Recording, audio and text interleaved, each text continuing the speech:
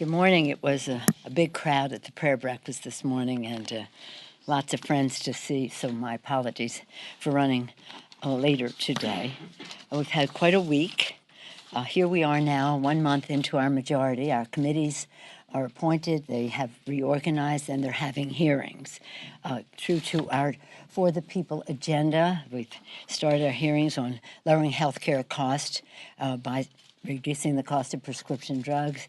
That was one of our opening hearings yesterday. The Energy and Commerce Committee did appropriations, and Ed and Labor held hearings protecting the pre-existing condition benefit and reversing the GOP's sabotage of the health care bill.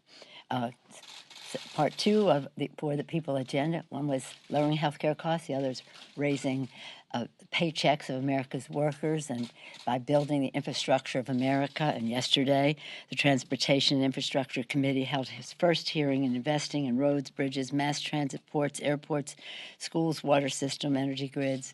The mayor of Los Angeles participated, and others with experience in this.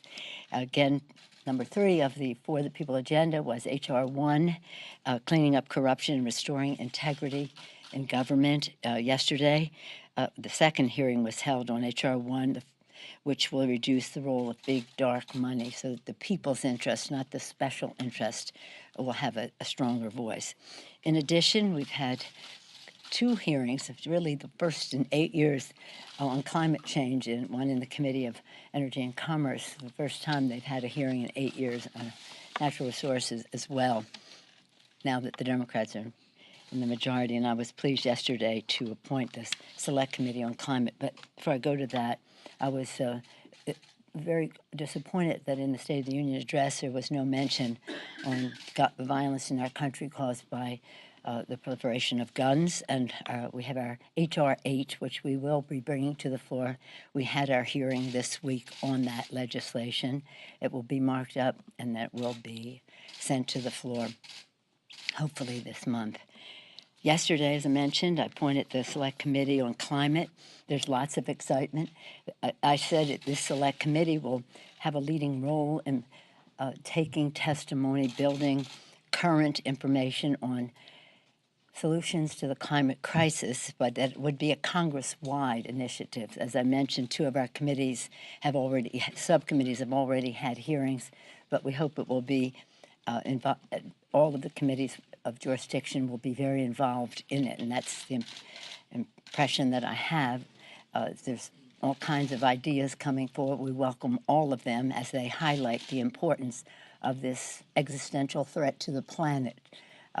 In our committee, the work will be to find solutions. It's not a legislative committee. It will be its recommendations, as other recommendations, will be referred to the committees of jurisdiction, legislative committees of jurisdiction.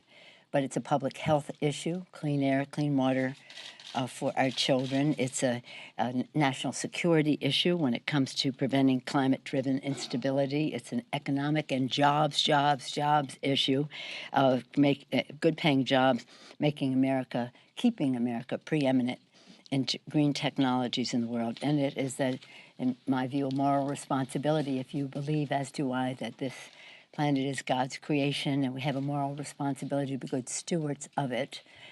Or if you don't share that religious view, but you just understand that we have a generational moral responsibility to pass the planet on to the next generation in the best possible way, then it has that standing as well. So it's health, security, jobs, and again, preserving God's creation. It is, as a topic at hand, of course, the conference that is going on now to pass legislation that will, again, keep government open. I don't think that is a question. But anyway, to protect our borders as we protect our values. I have confidence in the appropriators, not because I know what they're doing, but because I have confidence in the appropriations process, being an appropriator myself, knowing left to their own devices, as I've said over and over again, that the appropriators in a bipartisan way and a bicameral way, House and Senate, can come to a fair conclusion, which I would support. I have ask the administration to be as non-interventionist as I am on that. Just let them do their work. And hopefully that we'll get some good news in a short period of time, and certainly in time for the deadline of February 15th. Any questions? Okay, who hasn't had a question lately? Yes. Two questions on trade, if I could. Yes, ma'am. One, I was wondering if you support the bicameral Congressional Trade Authority Act of 2019 to try to reclaim some of the trade authority for Congress. And also, I was wondering what, if any, are the elements of the USMCA that are concerning to you? Well, two questions. One, first of all, I really haven't seen that legislation, but I do support reclaiming some of Congress's prerogative. It is Congress's prerogative. We have given some of that authority to the president, and there is legislation here that I am familiar with that would give him even more authority, and I don't support that. The concerns that we have about, and hopefully they're resolvable because I'm optimistic always, with the, what are we calling it now? U.S., Mexico, Canada. I don't know if it has an acronym, formerly known as NAFTA, but not NAFTA. The concerns center around workers' rights, center around the environment, center around prescription drug prices. Those are some of the subjects, but the overarching issue is enforcement. You can have the best language on any subject in a bill, but if you don't have the enforcement provisions very strongly spelled out, not as a sidebar, not as a side letter, but central to the treaty, then there's a problem. So I believe that the trade representative has been most accommodating and being available for members. Hopefully he'll come to answer some questions soon, but we've had good rapport with Mr. Lighthouser. I believe that the committees of jurisdiction, that being the Ways and Means Committee largely, will be having sessions with members so that members can see what is in the legislation, what we'd like to see in the legislation, and how we can be supportive of it. I have always thought that this was probably one of the easier trade agreements to come to agreement on, but so far we're not there yet. Yes, ma'am. You mentioned your committees are getting to work. But the president says your committees are going nuts, that it amounts to unlimited presidential harassment. Is there any concern that you're in danger of appearing like you're overreaching? Let me just say that I want to make it a rule, and you don't have to come if you don't want to, but I am not commenting on what the president has to say about our work. And I always think that whatever the president says about us, he's projecting his own unruliness. He's a projector, and that's what it's about. I'm very proud of the work of our committees. Even the Republicans have complimented the committees on being wise in how they proceed in terms of subpoenas and the rest. We will not surrender our constitutional responsibility for oversight. That would make us delinquent in our duties. So I'm not going to respond to any characterization or mischaracterization of the president who, I mean, it's just not going there. But I do think if he's using the word unruly, it's a projection of his own administration. Yes, Nancy. How important do you think it is for the public to see the president's tax returns? I think overwhelmingly the public wants to see the president's tax returns. And so they want to know the truth. They want to know the facts. And he has nothing to hide. I'll just tell you this and go on from there. Because we have important work to do, and we have important judgments to make, and we need information to make those judgments. So I was walking through a kitchen. You know, that's how I usually go to events. I haven't been in a hotel lobby in I don't know how long because we go through the garage to the kitchen and this and that. So I was on Martin Luther King Day in San Francisco going through the kitchen to go to the event for the breakfast, and one of the waiters, one of the people working in the kitchen said to me, I have to tell you this. When the president says that the Mueller investigation is going on too long, you just say back to him, not as long as your tax audit, Mr. President. I thought those were words of wisdom. Yes, ma'am. Some have said that you haven't moved fast enough on the tax returns, trying to demand them. What do you say to those? You have to be very, very careful as you go forward. As I said, we are in our first month. The committees have been appointed, they have organized, they are prioritizing their work. And in terms of the tax return, it's not a question of just sending a letter. You have to do it in a very careful way, and the chairman of the committee will be doing that.